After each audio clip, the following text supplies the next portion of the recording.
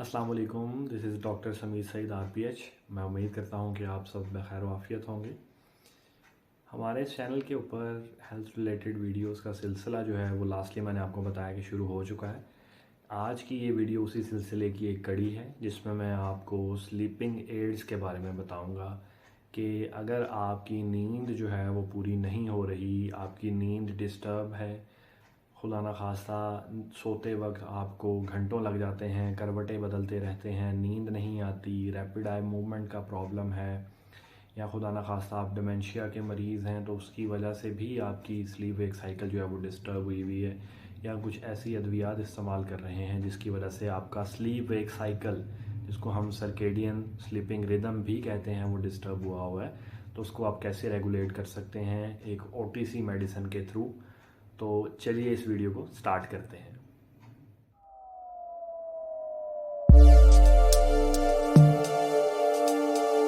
हमारे दिमाग के अंदर एक छोटा सा गुदूद मौजूद है जिसको हम पीनियल ग्लैंड के नाम से जानते हैं।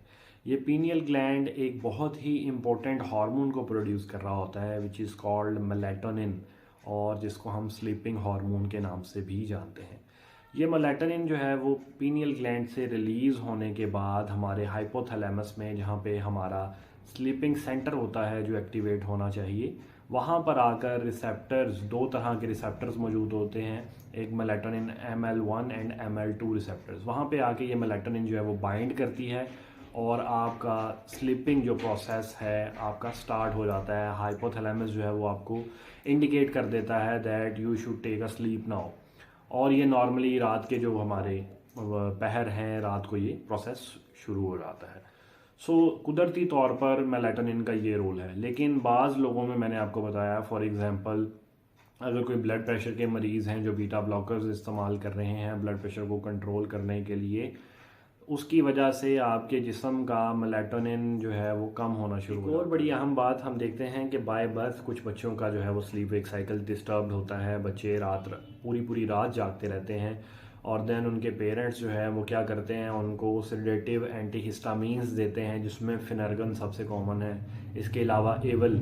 और अगर उनसे पूछा जाए कि जी आप फिनर्गन या एवल बच्चे को क्यों दे रहे हैं, तो वो कहते हैं जी बच्चा सारी रात जागता रहता है, सोता नहीं है, तंग करता रहता है, तो उसको सुलाने के लिए जो है हम फिनर्गन या एवल का सिरप उसको पिला देते हैं ताकि वो बआसानी सो सके और बाद में हम भी अपनी नींद जो है वो पूरी कर सकें।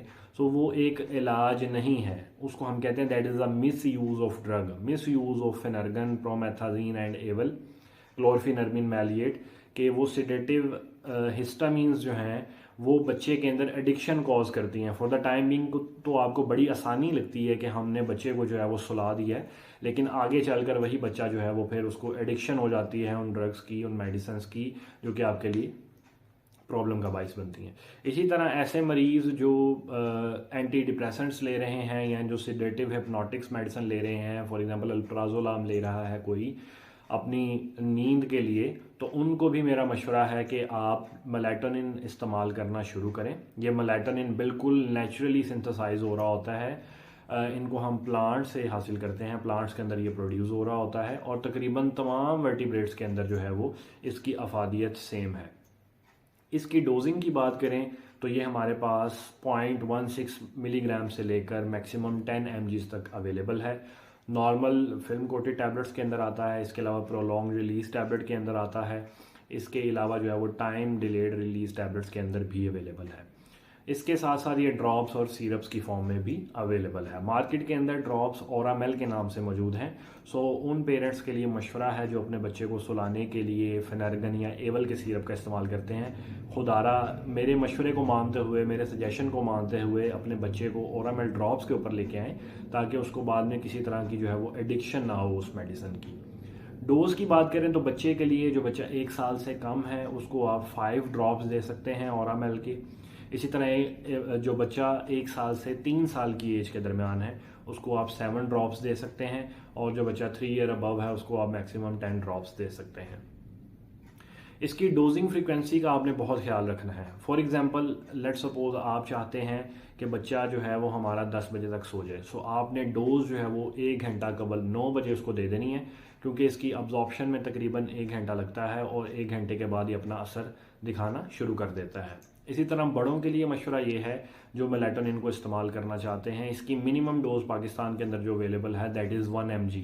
उसके बाद 2 mg, 3 mg, 5 mg and 10 mg की टैबलेट्स के अंदर भी ये अवेलेबल है। हमेशा आपने मेलाटोनिन को लोअर डोज से इस्तेमाल करना है, क्योंकि अगर आप पहले ही हायर डोज लेना शुरू कर देंगे तो बाद में वो जो है उसकी उतनी अफादियत नहीं रहेगी, और साथ ही साथ इसके जो है वो फिर साइड इफ़ेक्ट्स भी हो सकते हैं। फॉर एग्जांपल सुबह को जब आप नींद पूरी करके उठेंगे तो आप थकावट महसूस करेंगे, क्योंकि अभी तक वो मेलाटोनिन आपके जिस्म में मौजूद होगा, जिसकी वजह से आपको सारा दिन, अगला सारा दिन जो है वो लेथार्जी, फटीगनेस और सुस्ती और काहली का सामना करना पड़ेगा। सो एक स्लीपिंग एड, एक tablet in the form of drops या सिरप की फॉर्म में मार्केट में अवेलेबल है।